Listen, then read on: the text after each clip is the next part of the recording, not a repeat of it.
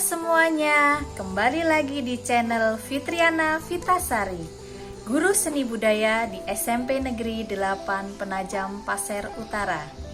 Pada pembelajaran hari ini kita akan mempelajari tentang bab level dan pola lantai dalam gerak tari. Kompetensi dasar pada materi hari ini adalah memahami gerak tari sesuai dengan level dan pola lantai.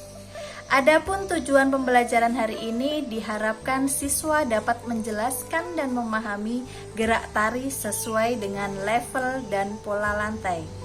Berikut materi hari ini. Perhatikan gambar berikut ini. Setelah mengamati gambar, apakah ada kelompok penari yang posisinya lebih tinggi dari penari lain? Lalu, apakah ada penari yang berdiri sejajar dengan penari lain? Nah, gambar-gambar yang telah disajikan tersebut merupakan level dalam sebuah tari. Level dalam sebuah tari adalah tinggi rendahnya suatu gerak yang dilakukan penari pada suatu tarian. Level gerak tari ada 3 macam, level tinggi, level sedang, dan level rendah. Level tinggi pada suatu tarian biasanya dilakukan dengan lompatan dan dengan saling berdiri naik ke atas di antara para penari. Perhatikan gambar di samping. Gambar di samping menunjukkan gerakan melayang. Gerakan ini memberikan kesan kuat dan dinamis. Berikut adalah salah satu contoh level tinggi pada tari lompatan batu dari Nias, Sumatera Utara.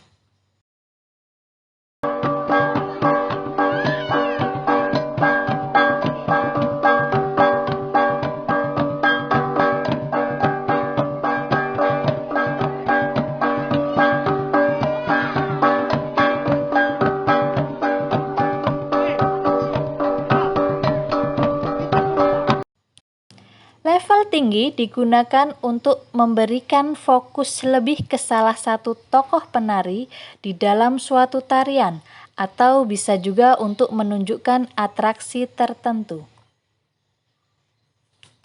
Level sedang. Level sedang ditunjukkan pada posisi penari berdiri di atas panggung pentas. Level sedang pada dasarnya diperhatikan dari posisi kaki dan badan yang tidak harus tegak lurus. Namun ketika penari posisi kaki sedikit ditekuk dan merendah atau tanjak juga termasuk dalam level sedang. Di samping adalah contoh gambar yang menunjukkan gerakan dengan level sedang. Gerakan ini memberi kesan maskulinitas secara kuat dan dinamis. Berikut adalah tari gambyong dari Jawa Tengah yang sedang melakukan gerak level sedang.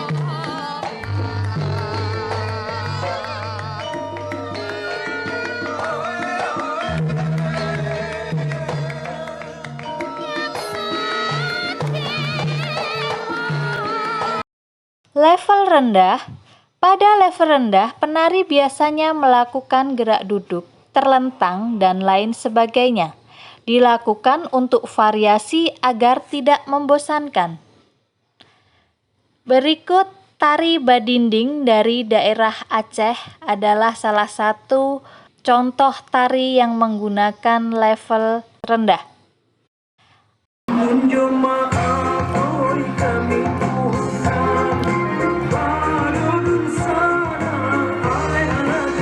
Adapun fungsi level dalam pengolahan gerak, yang pertama adalah menambah kedinamisan dan keindahan penampilan tari. Kedua, meningkatkan kreativitas dalam gerak tari. Ketiga, membantu mewujudkan ruang, waktu, tenaga dalam gerak tari. Pola lantai. Pola lantai adalah bentuk denah yang dilakukan oleh seorang penari sebagai perpindahan, pergerakan, dan pergeseran posisi dalam sebuah ruang atau space untuk menari. Jenis pola lantai dibagi menjadi dua, yaitu pola lantai garis lurus dan pola lantai garis lengkung. Perhatikan gambar di samping.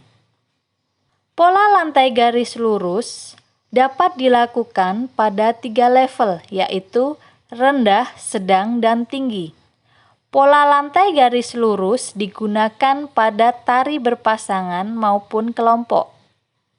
Pola lantai ini sering dijumpai pada pertunjukan tari tradisional di Indonesia. Tari Saman dari Aceh menggunakan pola lantai garis lurus secara horizontal yang menunjukkan hubungan antar manusia. Jenis pola lantai garis lurus ada 3, yaitu horizontal, vertikal, dan diagonal. Perhatikan gambar berikut adalah pola lantai horizontal pada tari Saman dari Aceh. Yang kedua, pola lantai vertikal.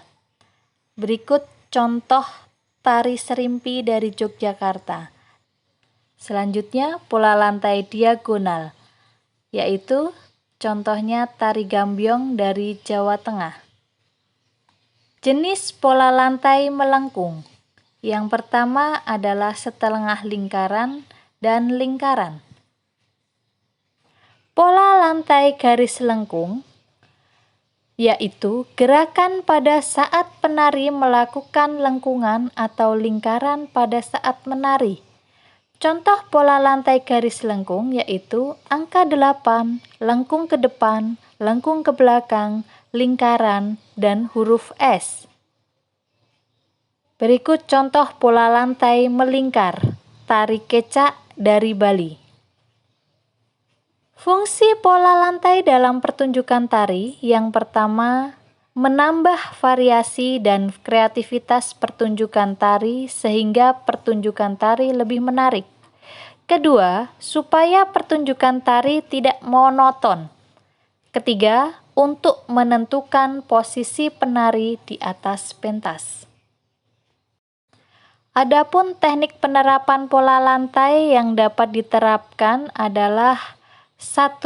Pola serempak atau unison, yang kedua pola berimbang atau balance, yang ketiga pola terpecah atau broken, yang keempat pola selang-seling atau alternate, yang kelima pola bersusulan atau canon.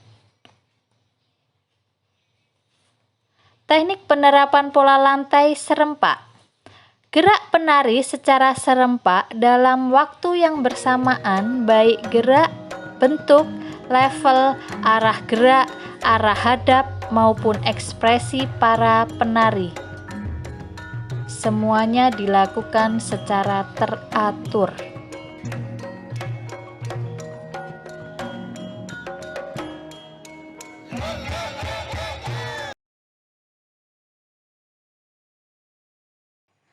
Pola berimbang atau balance.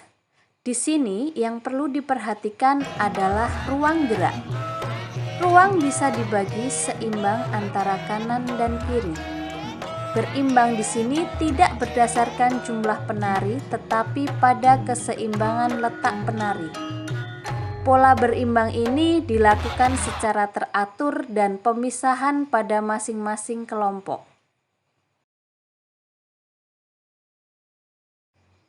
Pola terpecah atau broken.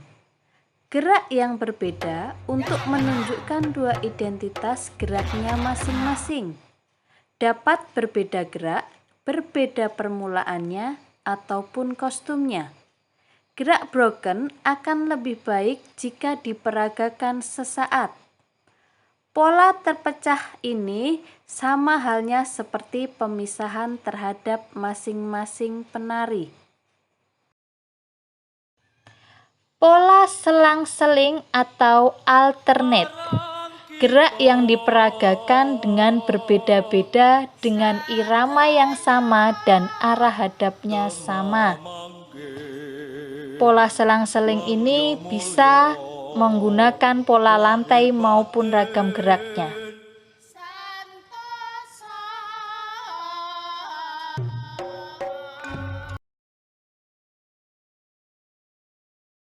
Pola bersusulan atau canon. Gerak ini memiliki sifat dinamis dan ritmis karena masing-masing penari mempunyai tempo sendiri-sendiri, yang satu lebih dulu daripada yang lain tetapi dengan selang tempo yang sama. Gerak ini bisa dilakukan secara susul-menyusul. Nah, setelah mempelajari materi tadi, tugas siswa hari ini adalah mengerjakan tugas uji pengetahuan. Silahkan kerjakan pada buku, kemudian kalian fotokan dan kirimkan di Google Classroom. Baik, sekian dari Ibu. Ibu ucapkan terima kasih. Jangan lupa like, share, komen, dan subscribe ya. Bye. Wassalamualaikum warahmatullahi wabarakatuh.